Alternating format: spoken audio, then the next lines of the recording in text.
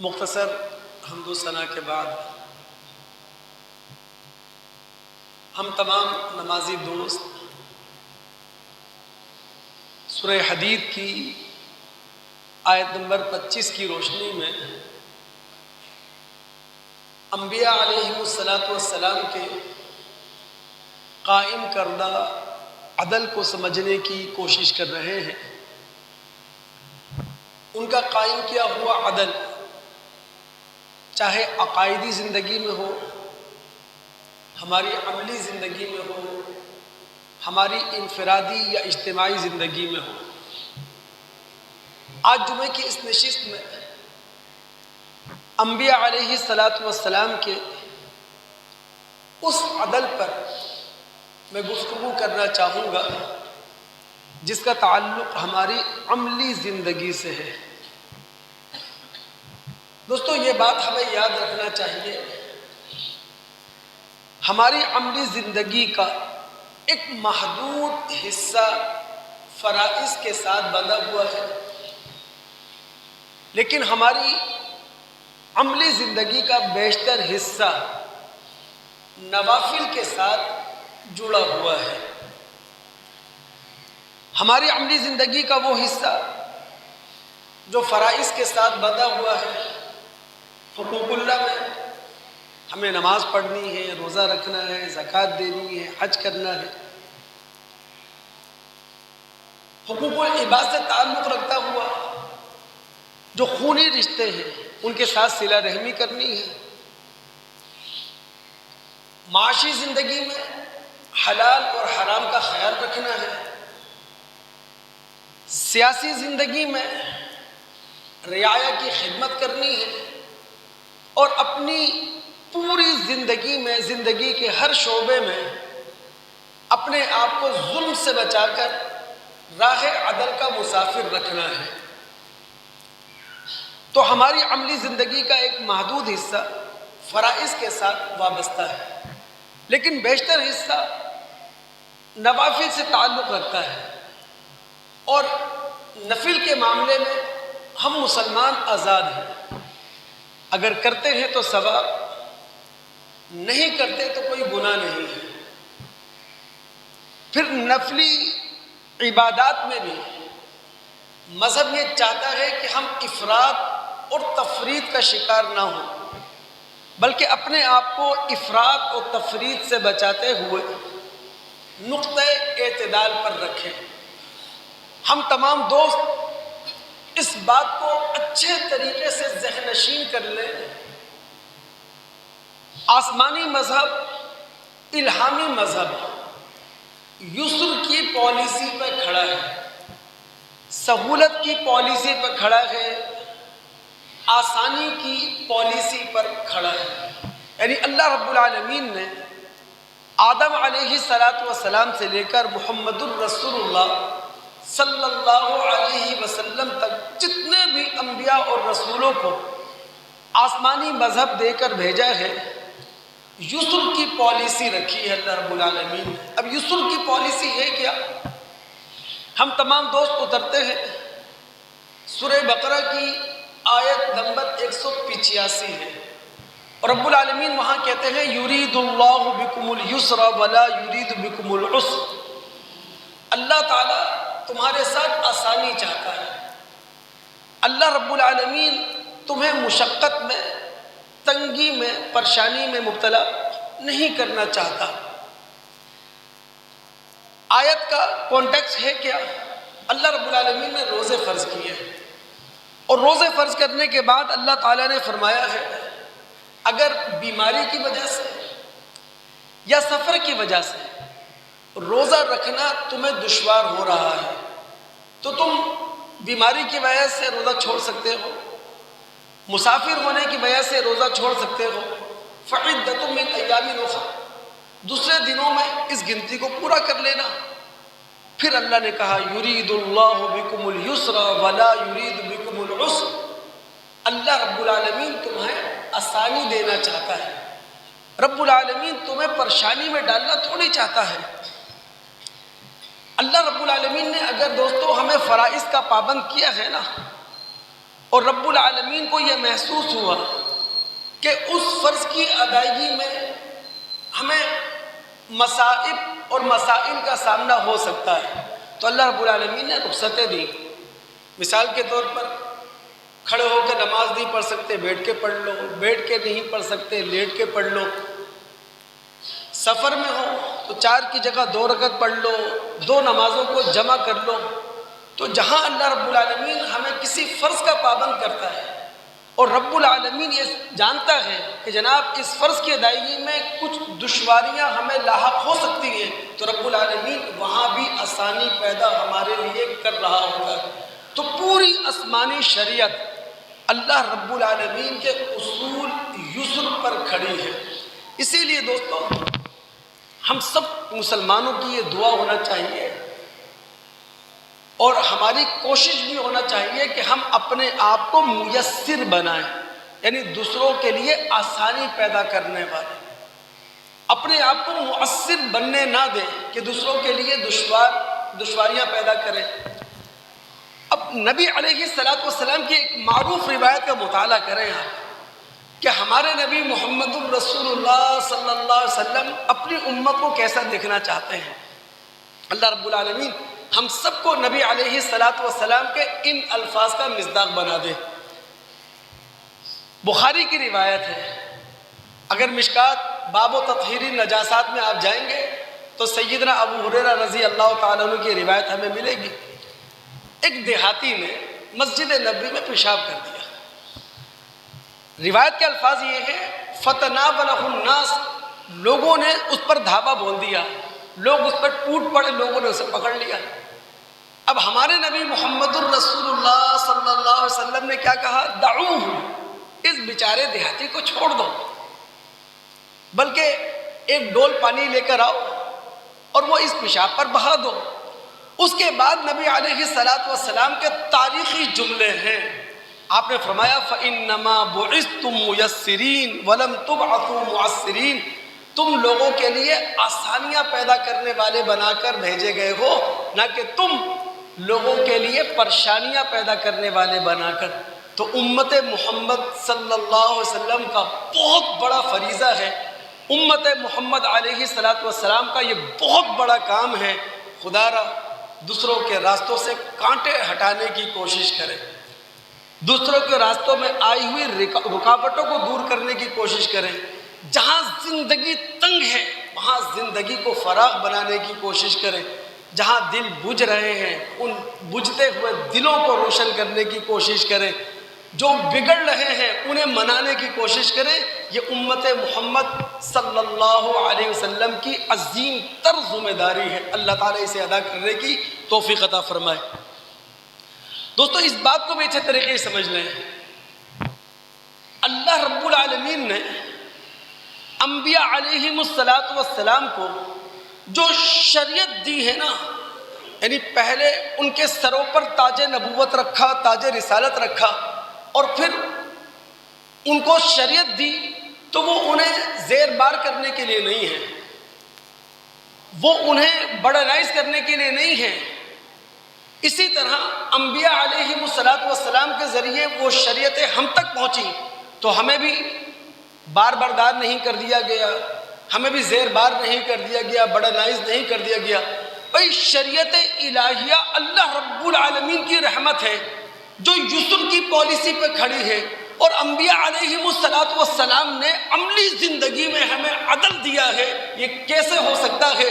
شریعت اللہ رب العالمین کی ہو، کلام رب العالمین کا ہو، ہدایت نامہ رب العالمین کا ہو، اور وہاں ہمارے لیے مشکل ہو جائے؟ ایسا ہو نہیں سکتا۔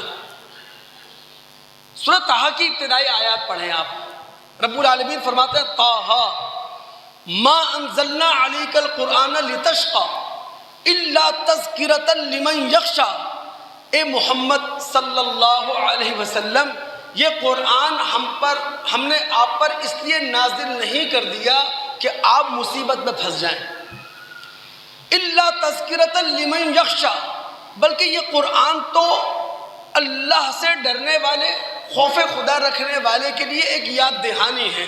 یعنی قرآن جو نازل ہم نے آپ پر کیا ہے وہ یاد دہانی کے طور پر کیا ہے، اور ہم سب جانتے ہیں کہ یاد دہانی خارج سے نہیں ہوتی، یاد دہانی ہمیشہ اندر سے ہوتی ہے. یعنی جو چیز پہلے سے آپ کے پاس موجود ہو، جو سبق پہلے سے آپ کو پڑھا دیا گیا ہو اور وہ سبق آپ بھول گئے ہوں، تو پھر اس سبق کو یاد دلایا جاتا ہے. ہم انسانیت کا سبق پیدائشی طور پر خدا کی طرف سے لے کر آئے اور پھر انسانیت کا وہ سبق ہم نے بھلا دیا، تو انبیاء علیہم السلام کی وحی نے اس بھولے ہوئے سبق کو یاد دلا دیا. تو انبیاء علیہم السلام کی شریعتیں نہ ان کے لیے ان کو ماڈرنائز کرنے کے لیے ہوتی ہیں اور نہ ہمیں زیر بار کرنے کے لیے ہوتی ہیں، یہ خدا کی رحمت ہوا کرتی ہیں ہمیشہ. اب اگر دوستو یہاں نبی علیہ السلام کی اس روایت کو سامنے رکھیں جو بخاری کی ہے، اللہ کے رسول صلی اللہ علیہ وسلم نے فرمایا ان الدین یسر، یہ دین آسان ہے. مشکل ہم بنا لیتے ہیں، دین کے نام پر مصائب ہم پیدا کر لیتے ہیں، ورنہ دین بڑا آسان ہے. اللہ کی قسم اگر وہ دین جو قرآن کے اندر موجود ہے اور نبی علیہ السلام کی قرآن کی وہ تشریح جو حدیثوں کے اندر موجود ہے، اسے آپ عمیق نظروں سے پڑھیں، آنکھیں کھول کے پڑھیں، بصیرت افروز انداز میں اس کا مطالعہ کریں، اللہ کی قسم دین بہت آسان ہے. جنت کا معنی بھی بہت آسان ہے. تو نبی علیہ السلام نے فرمایا ان الدین یسر، دین ہمارے لیے کیا ہے؟ بڑا آسان ہے، بڑی اپنے اندر ہمارے لیے اپنے اندر بڑی گنجائش رکھتا ہے. مسئلہ بتائے کہاں ہے؟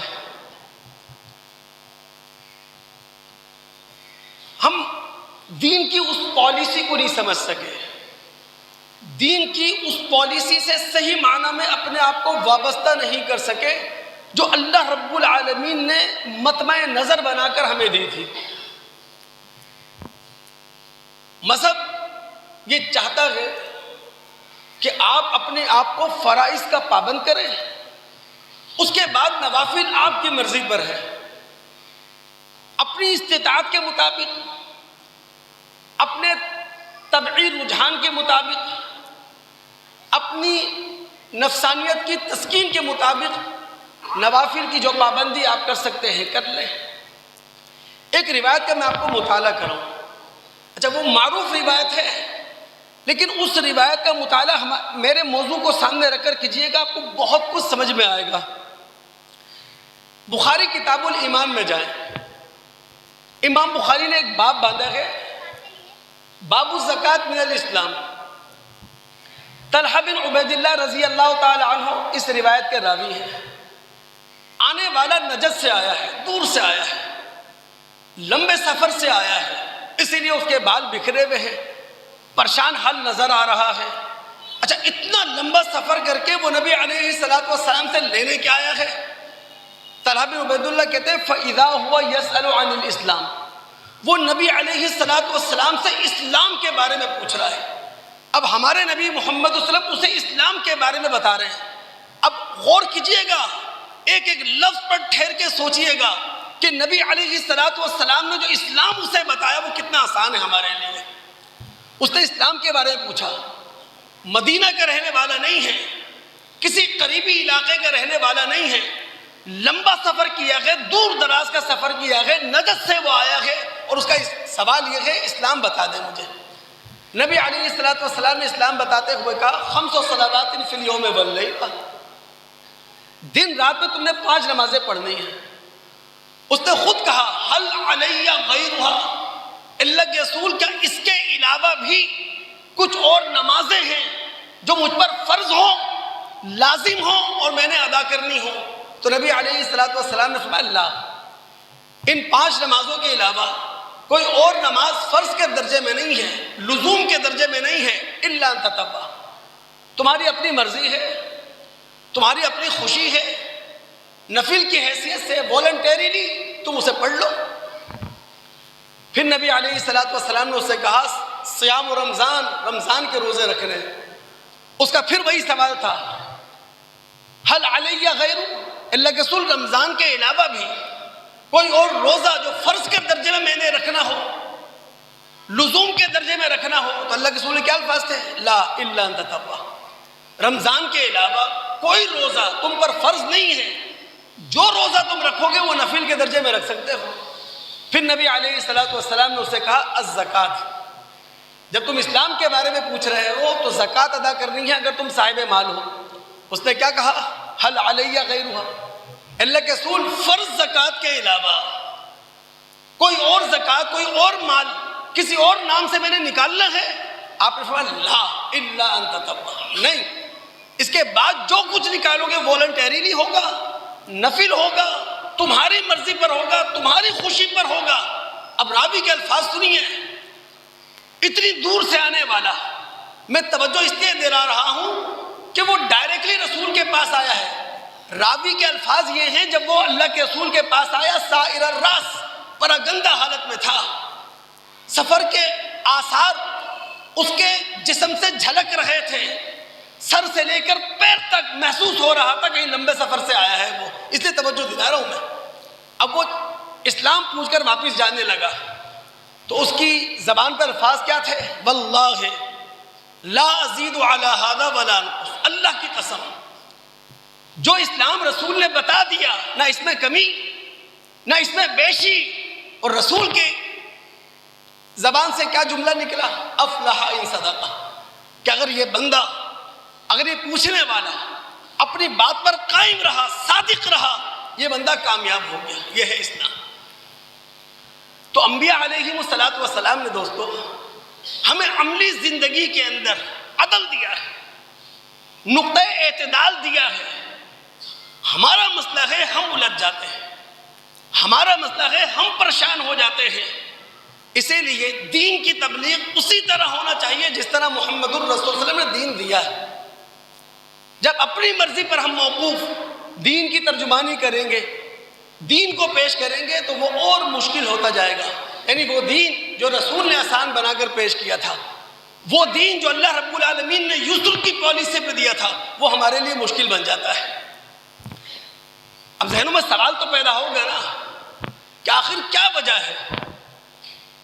آسمانی مذہب، الہامی مذہب ہماری عملی زندگی کے ایک مخصوص حصے میں ہمیں کچھ فرائض کا پابند بنانے کے بعد ہماری عملی زندگی کو ہماری مرضی پہ چھوڑ دیتا ہے، جسے ہم نفل سمجھتے ہیں۔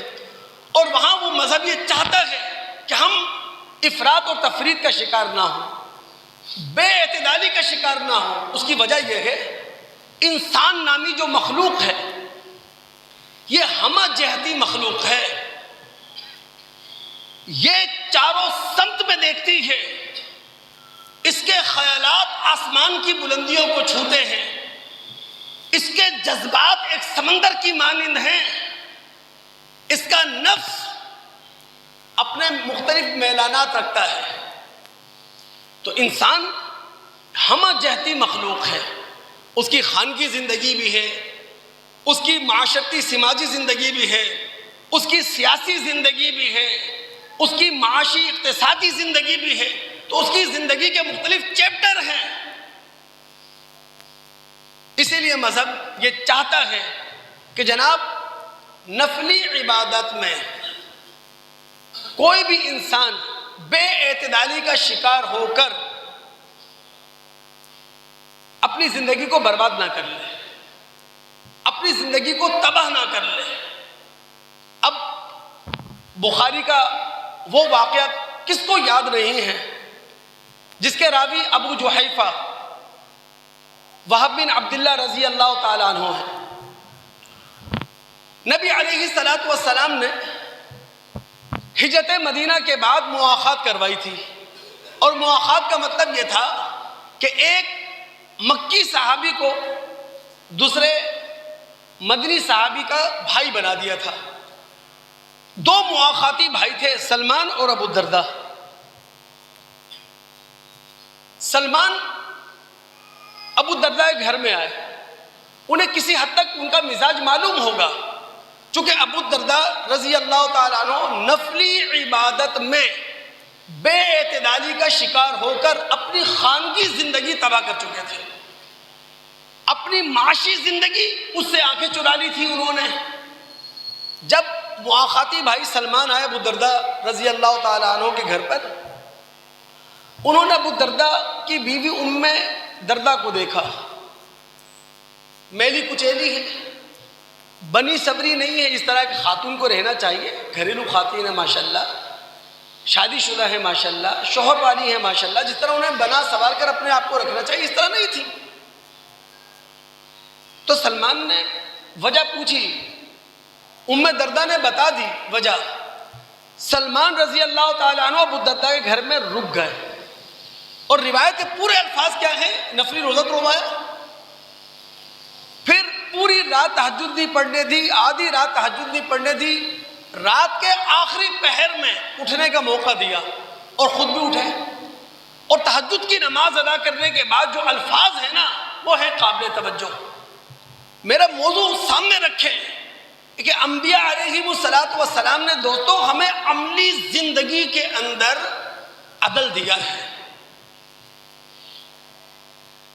اور عملی زندگی میں عدل کیوں ہے؟ چونکہ انسان ہمہ جہتی مخلوق ہے، آپ کو صرف اللہ رب العالمین سجدہ ریزی کے لیے پیدا کرتا تو کوئی جذبہ آپ کے اندر نہیں پیدا کرتا، کوئی احساس آپ کے اندر نہیں رکھتا، آپ کی زندگی کا کوئی چیپٹر اور کوئی شعبہ موجود نہیں ہوتا، فرشتوں کی طرح صرف اللہ رب العالمین کے احکامات کے آگے سر جھکائے رہتے ہیں آپ کو، لیکن ایسا نہیں ہے۔ یہی تو ہمارا امتحان ہے، یہی تو ہماری آزمائش ہے، ہمہ جہتی مخلوق ہیں ہم۔ تو سلمان کے الفاظ کیا تھے ابو دردہ کے لیے؟ نفلی روزہ توڑوا دیا، پوری رات تہجد نہیں پڑھنے دی، کہنے لگے ان لربک علیک حقا وان لنفسک علیک حقا ولاہلک علیک حقا، تمہارے رب کا تم پر حق ہے، تمہارا اپنے نفس کا تم پر حق ہے، تمہارے گھر والی کا بھی تم پر حق ہے، فآت کل ذی حق حقا، ہر حقدار کو اس کا حق ادا کر۔ اب مسئلہ یہ تھا کہ ابو دردہ رضی اللہ تعالیٰ عنہ عبادات میں تھوڑے صوفی مزاج تھے، وہ اپنے مؤاخاتی بھائی سلمان رضی اللہ تعالیٰ عنہ کے اس رویے سے پریشان ہو گئے، مطمئن نہیں ہوئے، نبی علیہ السلام کے پاس آئے اور گزشتہ دن کی پچھلے دن کی پوری کہانی ابو دردہ نے نبی علیہ السلام کو کہہ سنائی۔ نبی علیہ السلام نے پوری داستان سننے کے بعد کیا کہا تھا؟ صدق سلمان، سلمان سچ کہتا ہے۔ تو انبیاء علیہ السلام نے دوستو ہماری عملی زندگی میں عدل پیدا کیا ہے، کاش ہم اس بات کو سمجھیں، غور کریں نا۔ ہمارے نبی محمد الرسول اللہ صلی اللہ علیہ وسلم میدان سیاست میں ہیں، اور میدان سیاست میں نبی علیہ السلام عدل قائم کر رہے ہیں، عملی زندگی کا عدل، اللہ رب العالمین کی یوسف کی پالیسی کو سامنے رکھ کر آپ علیہ السلام جب کبھی سیاست کے میدان میں اپنے گورنر، اپنے عامل مختلف علاقوں میں روانہ کرتے تھے تو انہیں کیا ہدایت کرتے تھے؟ بشروا ولا تنفروا، بھئی اپنے سیاسی احکامات سے لوگوں کو خوش ہونے کا موقع دینا، نہ کہ لوگوں کو اپنے سیاسی فرامین سے ناراض کر دینا۔ یسروا ولا تعسروا، جو بھی انتظامی احکامات جاری کرنا اس میں لوگوں کے لیے آسانی ہو، تمہارے جاری کردہ انتظامی احکامات میں لوگوں کے لیے کوئی مشکل پیش نہیں آنی چاہیے۔ اب اللہ رب العالمین کی پالیسی یوسف کی ہے نا، اب اللہ رب العالمین میدان معیشت میں جہاں خرچ کرنے کا معاملہ ہے وہاں کس طرح بندہ رحمان کے عدل کو بیان کر رہے ہیں۔ دوستو توجہ رہے، اللہ کی قسم میں نے کہا دین بہت آسان ہے،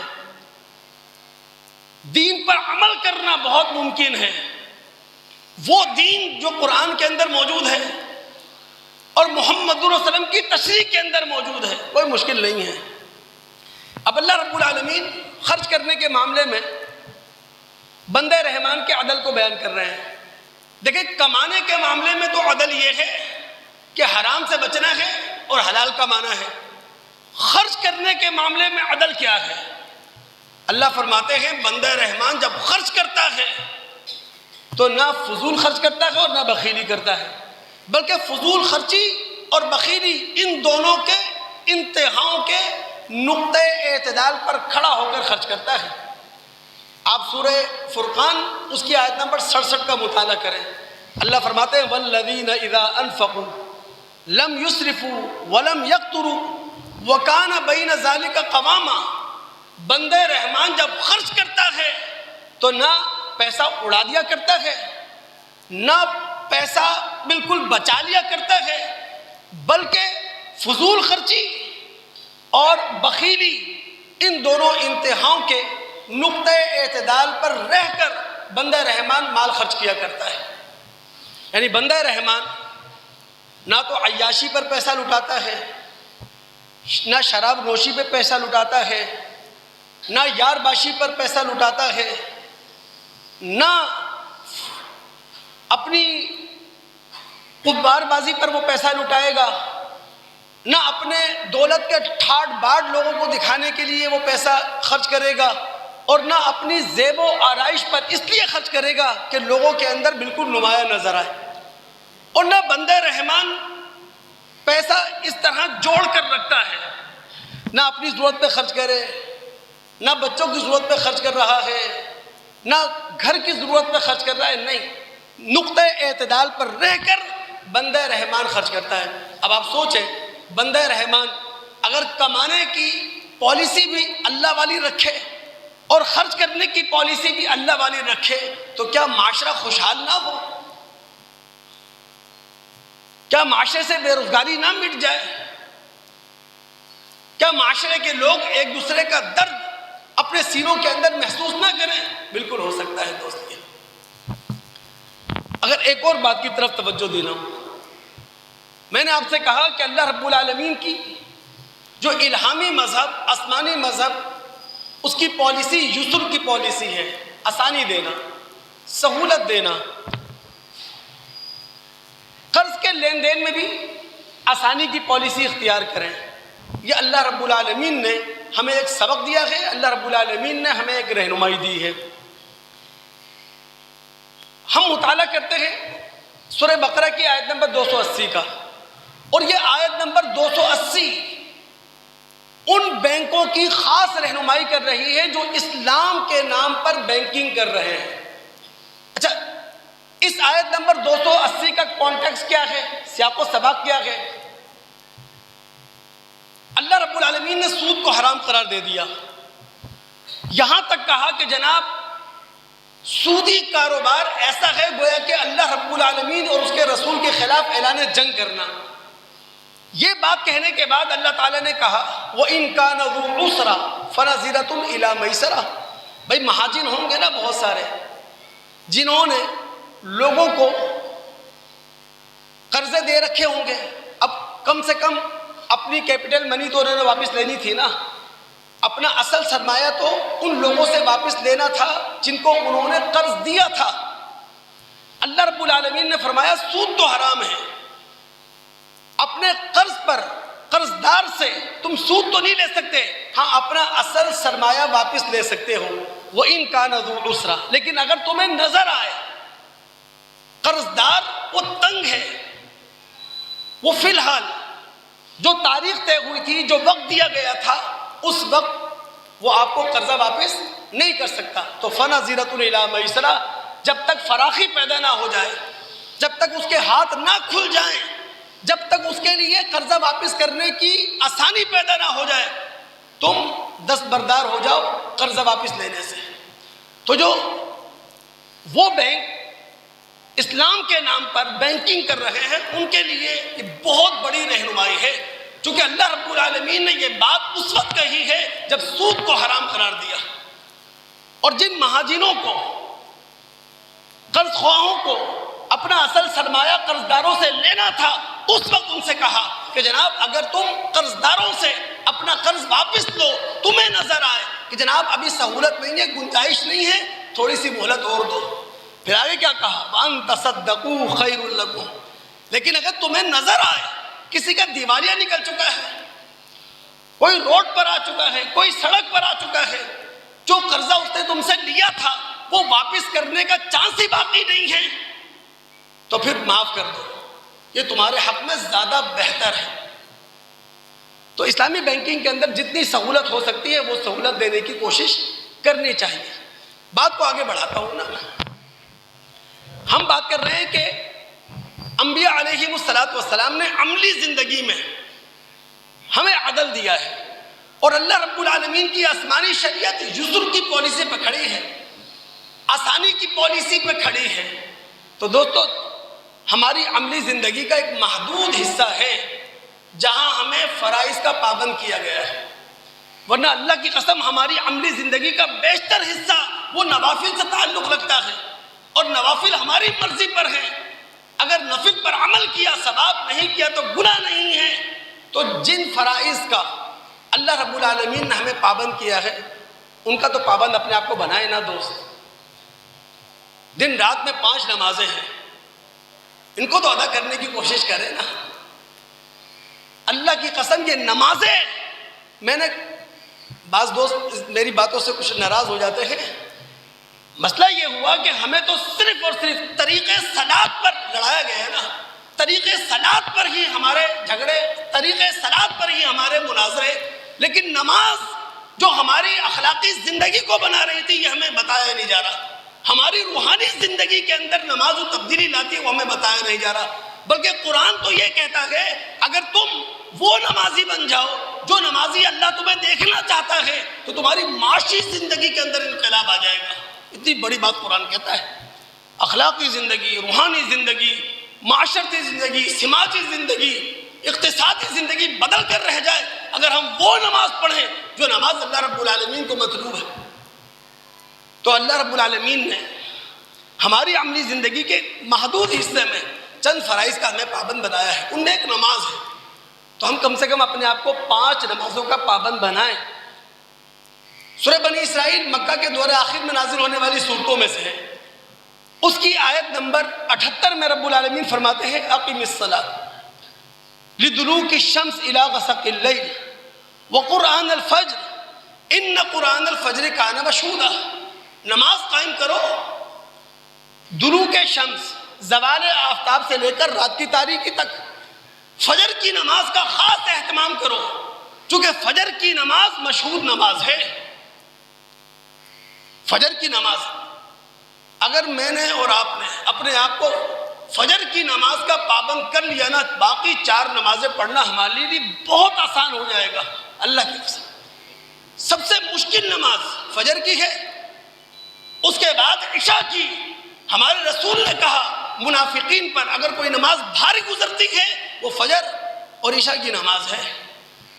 اللہ کے بندو، فجر کی صرف 2 سنتیں رسول اللہ کے الفاظ میں دنیا کی ساری نعمتوں سے بڑھ کر ہے، تو آپ سوچیں فجر کے 2 فرض۔ میں اس لیے اس بات کی طرف توجہ دلا رہا ہوں، موسم سرما ہے، دن چھوٹے ہو چکے ہیں، راتیں بڑی ہو چکی ہیں۔ فجر پتہ ہے کب پڑھی جا رہی ہے؟ 6 بجے، 6:05 پر، 6:10 پر، جس وقت ہم اٹھتے ہیں ڈیوٹی کے لیے۔ یار اب تو کوئی پہاڑ سر نہیں کرنا، ہم نے کوئی خاص قربانی ہم نے نہیں دینی ہے، فجر پڑھنا بہت آسان ہے۔ آج اگر فجر پڑھنا شروع کی انشاءاللہ ہم نماز کا عادی اپنے آپ کو بنا جائیں گے۔ تو فجر کی نماز کا عادی بنائیں۔ فجر کی نماز کرتی کیا ہے؟ یہ وہ موقع ہے کہ جب فرشتے بھی درمیان میں ہمارے ساتھ موجود ہیں، ہمارے درمیان موجود ہیں، جب دل بھی حاضر ہے دماغ بھی حاضر ہے۔ یہ وہ نماز ہے، تبھی تو ہمارے نبی محمد صلی اللہ علیہ وسلم تمام نمازوں میں سب سے لمبی تلاوت اگر کسی نماز میں کرتے تھے وہ فجر کی نماز میں کرتے تھے۔ قرآن کا شوق پیدا کریں، قرآن ترجمے کے ساتھ پڑھیں، امام تلاوت کر رہا ہو آپ کی سمجھ میں آ رہا ہو ہمارا خالق ہم سے کیا کہہ رہا ہے، ہمارا مالک ہم سے کیا کہہ رہا ہے۔ اللہ کی قسم اسی قرآن سے دوری ہے، معاشرہ ٹوٹ پھوٹ کا شکار ہے۔ یہ جتنی بھی طوفان بدتمیزی ہم دیکھ رہے ہیں، چاہے سیاست کے نام پر ہو چاہے مذہب کے نام پر ہو، وہ صرف اس لیے قرآن سے دوری ہے۔ قرآن اپنی حقیقی شکل میں ہمارے پاس موجود نہیں ہے۔ قرآن سے عشق کریں، قرآن سے محبت کریں، پھر دیکھیں نماز میں کتنا لطف آتا ہے آپ کو، کتنا مزہ آتا ہے، کتنی مٹھاس پیدا ہوتی ہے ہماری نمازوں کے اندر انشاءاللہ۔ میرا موضوع جاری ہے دوستوں، میں گفتگو کر رہا ہوں کہ انبیاء علیہم السلام نے ہم مسلمانوں کو عملی زندگی میں عدل دیا ہے۔ آخری بات کہہ کر اپنی بات کو ختم کرتا ہوں، اور اگر میں یہ بات اپنے دوستوں کے دل و دماغ میں اتار گیا انشاءاللہ، اللہ رب العالمین انشاءاللہ میرا اجر ثابت کر دے گا۔ اگر یہ بات میں آپ کو سمجھا گیا، دل و دماغ میں اتار گیا، کھلے ذہن کے ساتھ، مومنانہ دل کے ساتھ میری بات سنیں آپ۔ آسمانی اور الہامی مذہب جو یسر کی پالیسی سے کھڑا ہے، میں نے کہا دین آسان ہے، واللہ بہت آسان ہے، دین انتہا درجے آسان ہے۔ سمجھنے میں آسان آپ کو لگے گا، عمل کرنے میں آپ کو آسان لگے گا۔ کیوں؟ اس لیے کہ آسمانی مذہب اللہ رب العالمین کی یسر کی پالیسی پہ کھڑا ہوتا ہے۔ یہ آسمانی مذہب، الہامی مذہب ہم انسانوں کی خدمت کے لیے آتا ہے، یہ ہم سے اپنی خدمت لینے نہیں آتا۔ اس زمانے میں معاملہ الٹا ہو گیا، ہم سب آسمانی مذہب کی خدمت میں لگ گئے۔ آسمانی مذہب آدم سے لے کر محمد الرسول تک جب بھی آیا ہے وہ ہماری خدمت کرنے کے لیے آیا ہے۔ اللہ کے بندو، ہم انسان ہیں، آسمانی مذہب اس لیے آیا ہماری انسانیت قائم رہے، ہمارا اسلام زندہ رہے، ایمانی حرارت موجود رہے سینوں کے اندر، اعلیٰ تر اخلاقی اقدار ہمارے پاس ہوں، اس لیے آسمانی مذہب آیا۔ اخلاقیات زندہ جاوید رہیں، آسمانی مذہب اس لیے آیا ہے۔ ہم ایماندار رہیں، ہم صادق اور امین رہیں،